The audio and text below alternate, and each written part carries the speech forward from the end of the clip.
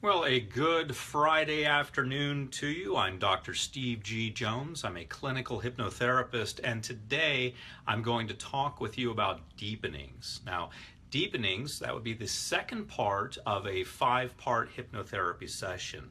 The first part that we've already talked about would be inductions. That's where you're inducing the hypnotic trance. The second part that we'll talk about today, that's deepenings, where you're intensifying the induction. So you've induced someone into hypnosis. You've taken someone from not being in hypnosis at all, and you've induced them into hypnosis using the induction. And today we're going to talk about the deepening, where we're deepening that, as the name implies. We're intensifying the induction so that we can have them deeper into hypnosis. And then after that will come part 3, which is the script, and then amnesia, where we're having them forget consciously the programming we've done subconsciously so they don't unravel it, and then trance termination. So this is the second part of a 5-part hypnotherapy session the way I teach it. Let's go ahead and take a few moments and check in and see who we have here. Hello, Ida. Hello, Priya. Hello, Sabrina. Zilia, hello to you. Norma, hello to you. Miss Rowley, hello to you. Usama, hello to you. Teresa, all right, hello to you. And Miss Rowley, hello to you. Susie, hello. Iwa, hello. Annie, hello. May, hello, hello. People from all over the world joining in. Wonderful to see people. Wonderful to see the live stream filling up with so many people interested in hypnotherapy, learning how to take care of yourself, learning about your subconscious mind and the power that you have. Miss Cortez, hello. Brenda, hello. Stephanie, hello. Jane, hello. Lots of people joining in, and today, as I've said, we're going to talk about deepenings. A deepening is where you're intensifying the induction that you've already done. Tamara, hello. Keith, hello. Liana, hello. Janice, hello to you. Yasmin, hello. And I will be talking a little bit about deepenings, telling you what they are and how to use them, and then I will open to discussion and questions and answer any questions that you may have about deepenings. And hello, Yasmin from Germany. Okay, let's go ahead and get started. All right, so in a deepening, what we're doing is intensifying, as I've said, the hypnosis. So we've got someone in hypnosis thanks to the induction, and now we're going to put them into a deeper state of hypnosis. And we're going to do that by using a very straightforward technique, which is simply called a deepening. So it's very straightforward, as the name implies, and let's go ahead and jump into it. So now remember, we've already done the induction. We've already induced hypnosis. We've already got the person, the patient, the client. Sometimes we may refer to them as the subject, although that's a little informal.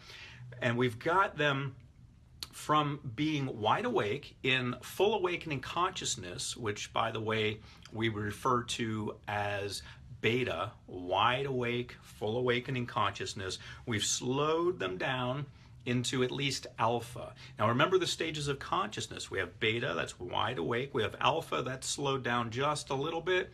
And then below that we have theta, and then delta. So if we've got someone into alpha, which is the lightest state of hypnosis, we're all set. Now, interestingly enough, you can be in alpha without even realizing it. When you ride a bike, when you watch TV, when you read a book, when you take a shower, when you're vacuuming, when you're just waking up or just going to sleep, anytime you're doing something that doesn't require you to be wide awake, anything you know how to do, those things I just mentioned, you know how to do them. And so you can go into a state of hypnosis called alpha. And alpha is very easy to go into. So we don't have to be completely out of it. We don't have to forget everything that happens necessarily. We don't have to feel like we're in some kind of zombie trance or anything like that. You go into alpha in and out of alpha all day long. Anytime you do any of those activities, like riding a bike, watching TV, driving, if you know the way to go, like you're driving to work, for example, or to a friend's house, someplace that you go to regularly, you know how to do that. You don't have to pay strict attention to what's going on. Yes, if something were to happen while you're driving, you would become aware of it and you could act, but for the most part, your brain is powered down because it doesn't have to be fully aware because it knows how to do it. Now, it doesn't mean that you're not able to respond if someone jumps out on the road. Of course, you're able to respond, but what I mean is your brain doesn't have to learn things as if it's a new environment. When you're in a new environment, your brain is on high alert. You're in beta, you're wide awake, fully aware of what's going on, taking in information because this is a new situation. Let's say it's your first day in school. Yes, I had a good question like daydreaming. Yes, absolutely. Daydreaming is an example of alpha, but you can be in alpha doing things where you think you're wide awake and paying attention, such as driving or watching TV or reading a book, sometimes in a lecture. So let's compare your first day of school. Remember back your first day of school? It could be any school experience, high school, college, your first day of kindergarten even. You walk in and you're thinking, what is this? Who are these people? Where should I sit? What's going on here? Who's the teacher? Who's in charge around here? What are we going to learn? And so you're on heightened alert. You're in beta, full awakening consciousness. Now let's move you forward a little bit in the semester or the trimester or whatever kind of program you're in. You're a few weeks in and you're sitting there in the class and the teacher is droning on about whatever they're talking about and you're just kind of hanging out. You're there, you're paying attention, but you're not on high alert, so you've slowed down to alpha. The great news about alpha is, although you may be bored when you're watching that, is that your brain is actually more open to suggestion. So you're actually in hypnosis at that point. First day of class, not in hypnosis. You're wide awake in beta, full awakening consciousness. Your brain is taking in the environment, figuring out what's going on, how you fit in, where you should be, etc. Looking around, gathering data because it's a new environment. After a while, after a few weeks, you've slowed down to alpha because you know what's going to go on. You know that Susie sits here and Joe sits there and Bill sits there and I sit here and the teacher talks and I listen for an hour and I take notes. I pretend to be paying attention, whatever your learning style may be. You're getting through it. Or perhaps it's a special day where they've got a guest speaker in, or it's something particularly interesting to you and you do go to beta, full awakening consciousness. But for the most part, students tend to hang out in alpha. So in alpha, you are very suggestible. And alpha is our goal during the induction. We've got someone into alpha, the lightest state of hypnosis. So when you're listening to a hypnosis recording or going to a hypnotherapist, don't expect to be in a completely out of it state where you're like a zombie and you don't know what's going on, and whatever conceptions you may have about hypnosis, let those go, because you can be in hypnosis without even realizing it. So we've got someone in alpha. We've got someone in the lightest state of hypnosis. Maybe they've gone deeper, and that's fine. It's not necessary, but it's fine if they've gone down to theta or delta, the deeper states of hypnosis. But in the deepening, we want to intensify whatever we've done. So we've got them into hypnosis at some level. Now we want to intensify it. We want to get them deeper in hypnosis. So we use a deepening. Now, a deepening is very straightforward, just like an induction. Remember the induction, you're spending a few minutes with them, telling them that they're on a beach or walking in the woods, using all of the senses, sight, sound, smell, taste if that applies, smell if that applies. Usually smell applies, but taste doesn't. So on a beach, there you can smell the salty air. In the woods, you can smell nature. You can smell the trees or the dirt or the leaves or what have you.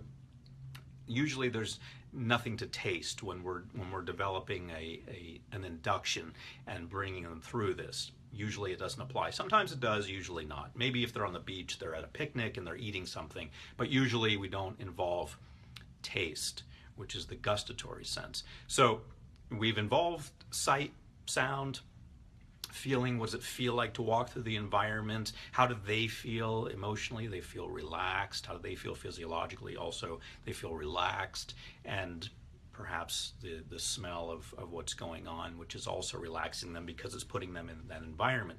We've done all that in the induction. Now I want to intensify that. So the way we're going to do that is by correlating three things. We want to correlate three things in the deepening. Now, if you take more of an interest in this, you can learn more about it at hypnosiscertified.com. You can check out hypnosiscertified.com if you really want to get into it. I'm just giving you a sample of it and teaching you a little bit about hypnosis so you'll understand it. And then I'm going to answer your questions, most importantly, after this. So in the deepening, we're correlating three things. We are correlating downward motion, that's one thing, perhaps the setting of the sun, or perhaps we're going down some stairs, or perhaps if we've been walking in the woods, we're going to walk down a hill. So we've got downward motion, downward counting, and I like to count from 10 to 1. So as the sun is setting, I'm counting down 10. The sun is going lower, 9, etc., down, down, down. Or if they're walking down a hill, I'm counting them down the hill. Or if they're in a house in the induction, and I've involved all the sights and sounds and everything related to the house, then I'm going to have them perhaps walk down stairs in a house. And I'm going to tell them it's safe, you're relaxed, you know, there's of course nothing to fear. And then I'm going to have them walk down steps. And as I count the steps, they're going to walk down them. So we've got downward motion, which is the sun going down, or them going down a hill, or them going down stairs, or perhaps going down an elevator, or perhaps if in the induction they've sat by a lake, they've thrown a pebble in the lake, perhaps in the deepening, the pebble is going down to the bottom of the lake, and we can track that motion in the deepening. So we've got downward counting, downward motion, sun setting, I'm counting down as the sun sets, for example, and downward relaxation, the most important part. We're correlating all three of these things.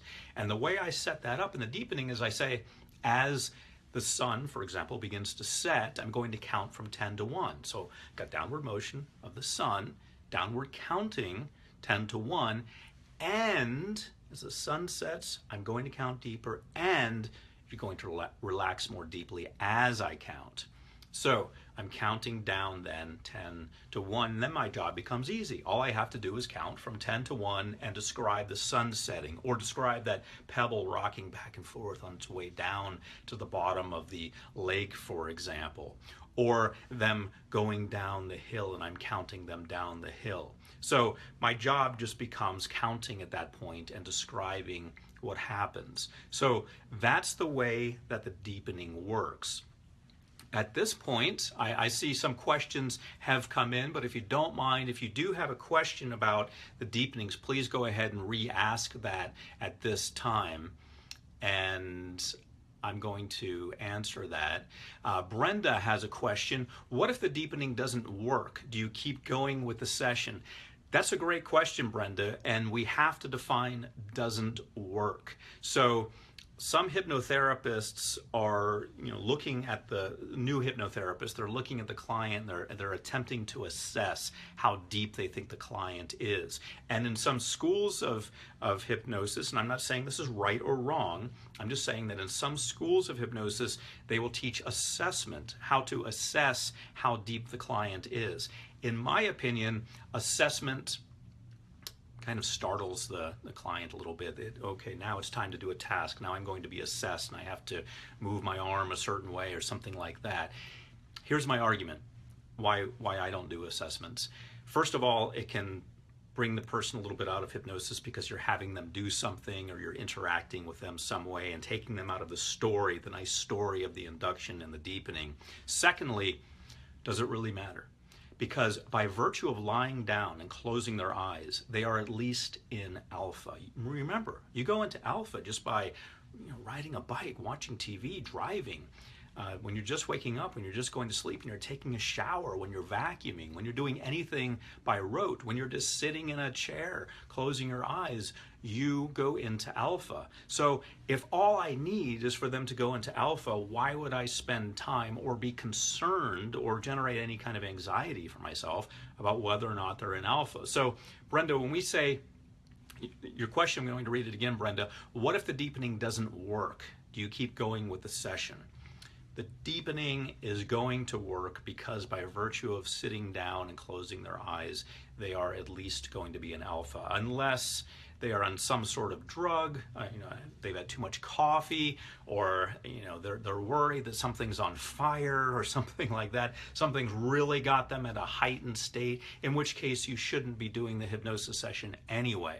So by virtue of just sitting down under normal circumstances and closing their eyes, they are at least in alpha, and we're just attempting to intensify that, or make sure they're really in a solid state of alpha that they will maintain while we're doing the script. So that's the answer to your question. Norma says, what programs can I buy for my 16-year-old daughter to help her with her confidence and her singing career? Okay, great question. So we'll take a little sidestep from talking about deepenings. Norma, you can go to hypnosisbystevegjones.com, and we do have a confidence recording there. I'd recommend that, definitely. And Hassam says, does theta and delta state make you more suggestible than alpha?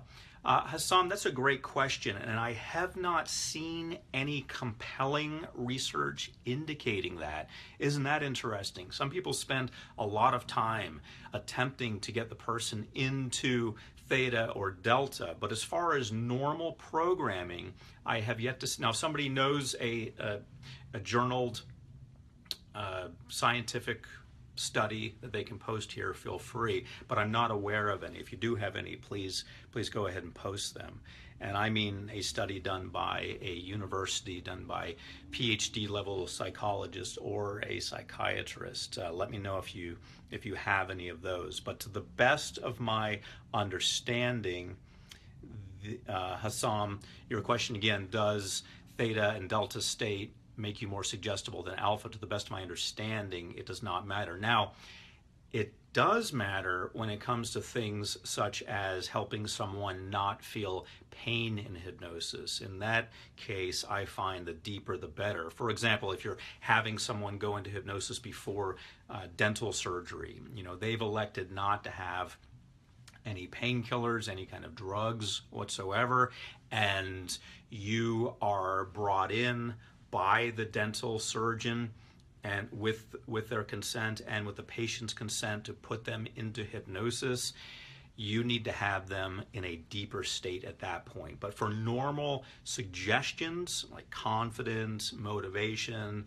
things like that, where you're not attempting to get them to not feel any pain, you do not need them in a deeper state. If anyone has any current research by a PhD psychologist or a psychiatrist, please feel free to post it here. And June says hello. And Shervin says, Dr. Steve, I get in alpha very easily, but I tend to stay long in alpha state in the morning. I am not a morning person, but I can't focus fully in the morning. How can I solve it? Okay, well, that's something that you should talk to your medical doctor about. Could be something as simple as having a cup of coffee. That's not advice. I'm just saying it could be something very simple. It could be getting more sleep. There could be so many things going on. It could be sleep apnea. I'm not saying that it is. I'm just saying that this is in the realm of possibilities. I have no way of knowing by the sentence that you typed what's going on with you. So Shervin, you need to talk to a medical doctor about that. Let's see. Michael says, I know that some Buddhist monks drink tea before meditation. Do you think this could help with the hypnosis as well? I do not think so. Anytime you have a routine, it's probably going to help. So I will say that as a caveat. For example, when I work with professional pitchers on professional, I've worked with pitchers on a professional baseball team, and you may notice that pitchers have a routine they go through. They swipe the pitcher's mound with their foot, they may move their hat. Sometimes they're signaling sometimes the pitcher is signaling to the catcher what's going on. They're signaling back and forth, but other times it's just a little routine that the pitcher goes through. And so I use those routines to anchor them to pitching success, so that they're anchored to the perfect pitch, whatever pitch they want to do in that moment. There are a lot of pitches available to a pitcher. So sometimes it's just signaling, sometimes it's just nervousness, other times it's what puts them in the zone. And so that's from the world of neuro-linguistic programming, which is based on Pavlovian research. You remember Pavlov with the dogs. So sometimes it's that. In some cases, when I've worked with pitchers, it's design, we develop something in particular. Maybe they'll swipe their hat from right to left, and that'll put them in the zone. It can be the same with the monks. Looking at it from the outside, you would say, tea has caffeine. It's not going to help you relax. In fact, it's going to stimulate you. However, if you're doing something consistently before meditation, such as tea, which is lower in caffeine than coffee, by the way, then it could help in that regard because it anchors you to be able to meditate. So 2 answers to that, Michael. Thank you for that question. And I would say the Buddhist monks have a good reason for doing what they do, because they are, after all, Buddhist monks, and they are known for being very, very good at meditation. Okay, Michelle says, I know this might be a strange question to ask, but I feel a little curious. If you happen to have taken a personal dislike to a person, can that stop you from hypnotizing that person effectively to that stage? Okay, so in Michelle's scenario, the way I understand it, you are hypnotizing someone who you don't like. That's interesting. Okay, so you're hypnotizing someone you don't like. Maybe it's a client you don't like because they're annoying or what have you. Therapists are people too. It happens. It is a realistic possibility. Of course, as a professional, you don't share that with them. You don't say, oh goodness, here we go again. No, you do your job, of course, because you're a professional. But if you don't like the person, it is possible, Michelle. It is possible. We now know about micro-expressions. Micro-expressions are very, very interesting. If you haven't seen the movie Ex Machina, very interesting. Ex is the first word, E-X, Machina, M-A-C-H-I-N-A. It means from machines. And it's a throwback to something they used to do in plays. But the movie Ex Machina is about the development of AI, artificial intelligence, and what could happen, and it's very poignant and compelling, and it's very one day it's potentially possible.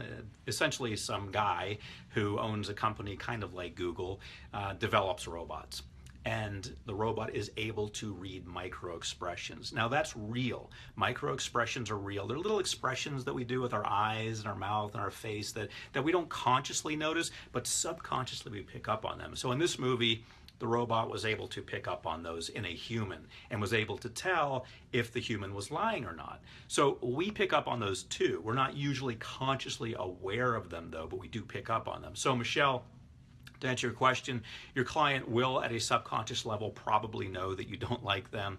Will it affect the session? I don't know. I doubt it. I doubt it will significantly affect it. I don't have any research on that. I don't like to say things that aren't research-based and that I don't have data to back me on. So I will not be able to give you a definite answer on that, Michelle. But my understanding of that is if there is an effect, it would be very minimal. It would be a very small effect. That's my educated guess. Sherman says, do you recommend listening to binary daytime backward recordings while doing other works? So these are recordings that I have specifically developed, my binary line of hypnosis recordings, which are not hypnosis at all. They're just suggestions. They're just positive suggestions for you. So binary recordings, or you hear the same suggestions in 2 different ears offset by 10 seconds. daytime recordings, or you just hear the suggestions straight. No hypnosis in any of these. Backward recordings are based on some research that shows there is some power in playing something backwards for somebody, that their subconscious mind can unscramble it. And the good thing about backward recordings is that consciously you're not aware of what's going on, kind of like micro expressions. You're going in below the radar. You're not triggering the person to consciously pay attention. And the benefit of that, of course, is they're not going to overanalyze it. So do I recommend listening to these recordings, these non-hypnosis recordings, by the way, while doing other things? Yes, that's what they're designed for. So you're further taking your conscious mind off of analyzing them by doing other things. Never listen to any hypnosis recordings of mine or anyone else while doing anything other than sitting or lying down. But those recordings are suggestions only. So it's kind of like having a good friend say, hey, you can do it, and you're very powerful and positive. Why not? I mean, why not have someone follow you around all day and say good things to you? Absolutely. So Joel says, good morning. And Norma says, you have challenges concentrating. All right, well, I do have a recording for concentration. Kathy says, after 10 minutes on your sleep hypnosis, I am relaxed and then I am out, which is absolutely fine. So the sleep hypnosis recording is designed to allow you to go to sleep. The benefit of a lot of my hypnosis recordings, and just hypnosis recordings and hypnosis sessions in general, is that they do help you get to sleep. Because hypnosis, the levels of hypnosis that we're talking about today, alpha being lightest, then theta and delta being lower, are the same as the stages of sleep. So you're going into hypnosis, you're going to sleep. So thank you, Kathy, for mentioning that.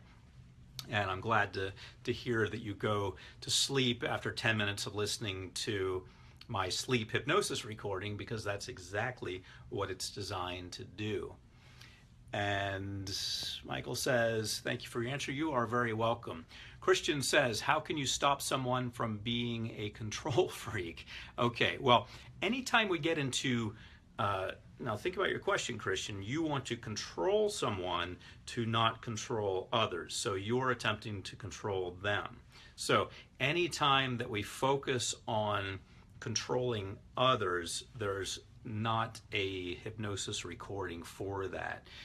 Even my recordings on confidence, which are designed to win over people and to win over large crowds. And we could even say control the situation by being so confident that you take charge of the situation.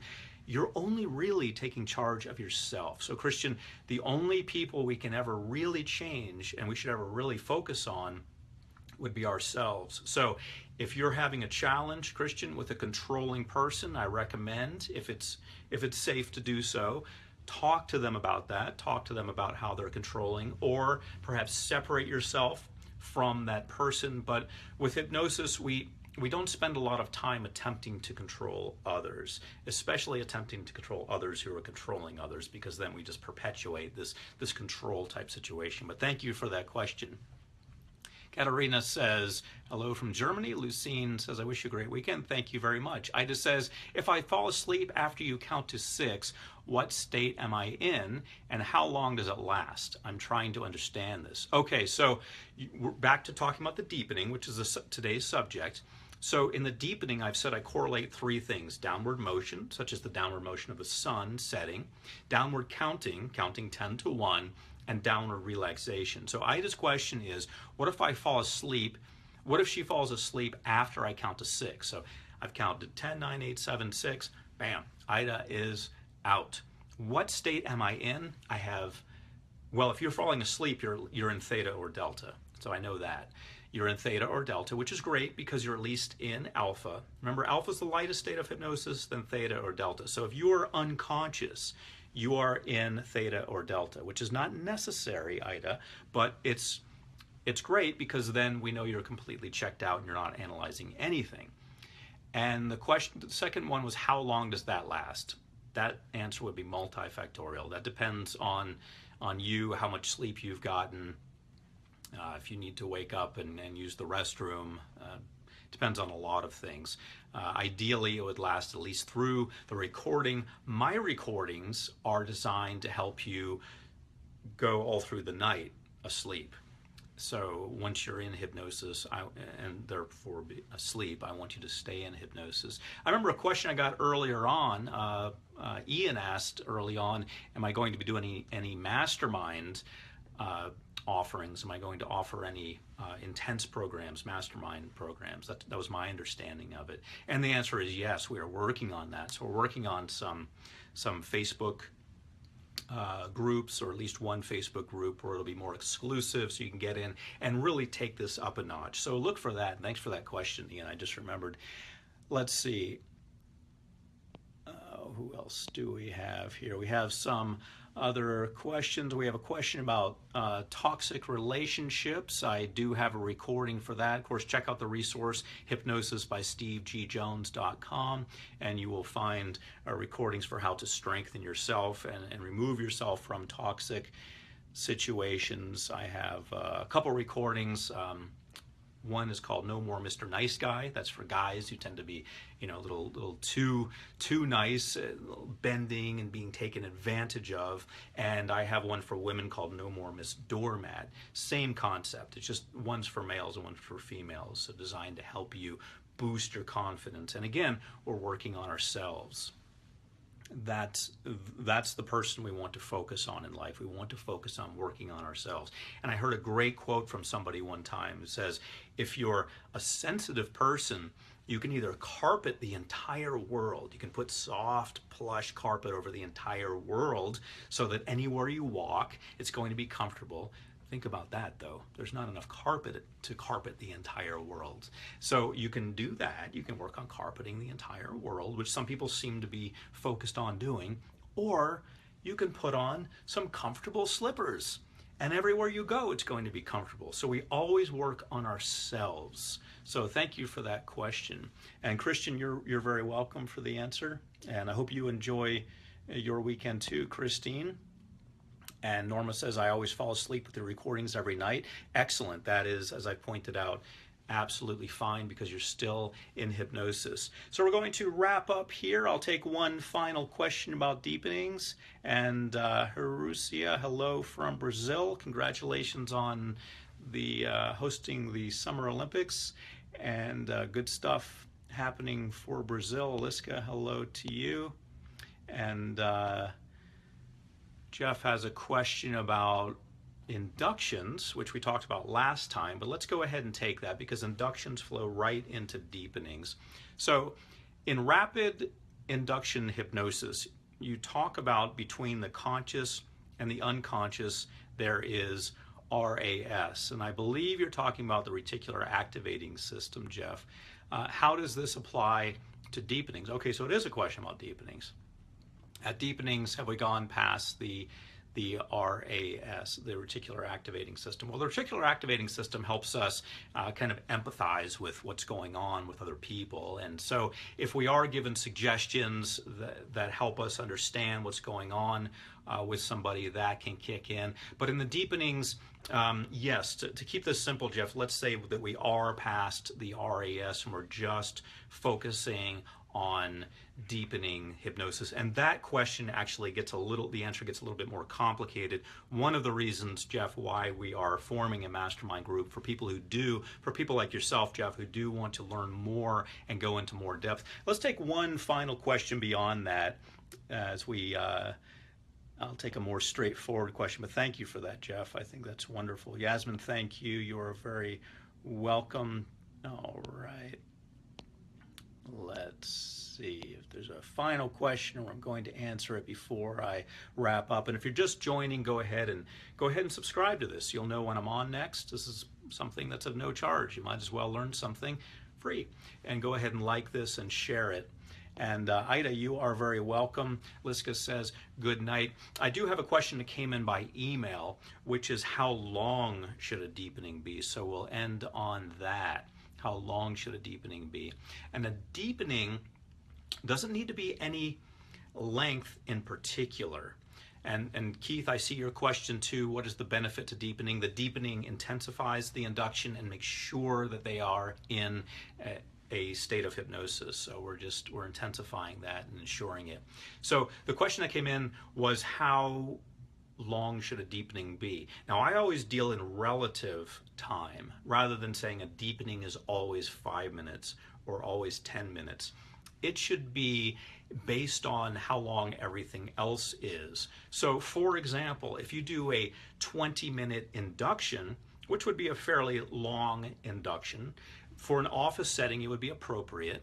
But if we do a 20-minute induction, then I would say about a quarter of that could be the deepening. We could do about a 5-minute deepening. Now, sometimes when I'm being interviewed, they ask me to do a hypnosis session. They give me 15 minutes. I mentioned that when I was talking about inductions. They give me 15 minutes to do the whole thing.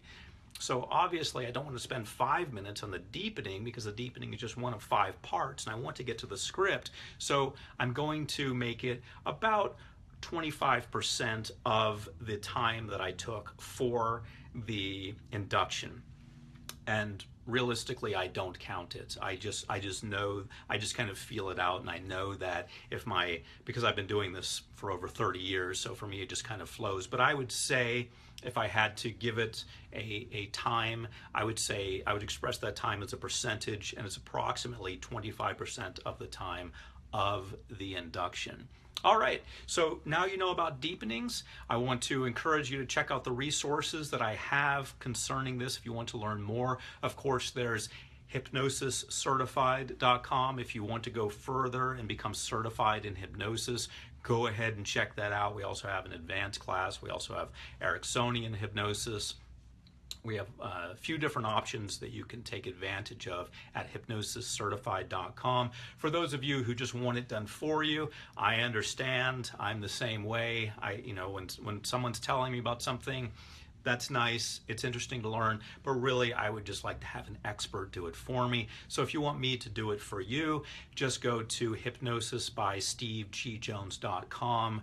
There you'll find a resource with a lot of hypnosis recordings, no planning or learning involved. All you do is download it immediately and you can listen to it. And we're talking about topics such as confidence, motivation, weight loss, stopping smoking, sleep, things that are being mentioned here. So it's a very helpful resource. Again, the 2 resources I mentioned today are Hypnosis Certified and hypnosisbystevegjones.com. And on that note, I'm going to wrap up. Thank you all so much for your questions. You make this possible. And remember, if you haven't already, go ahead and subscribe so you get notifications. Go ahead and like this video. Go ahead and share it. You may have done that before, but this is a new video. So go ahead and like it and share it. Let your friends know what's going on. Let your friends know there's a valuable free resource out there, which is me. I'm available 3 days a week. Monday, Wednesday, and Friday I'm doing these. So I hope you have a great weekend. I will look forward to talking to you Monday. I'm Dr. Steve G. Jones, clinical hypnotherapist, hoping you have an outstanding day.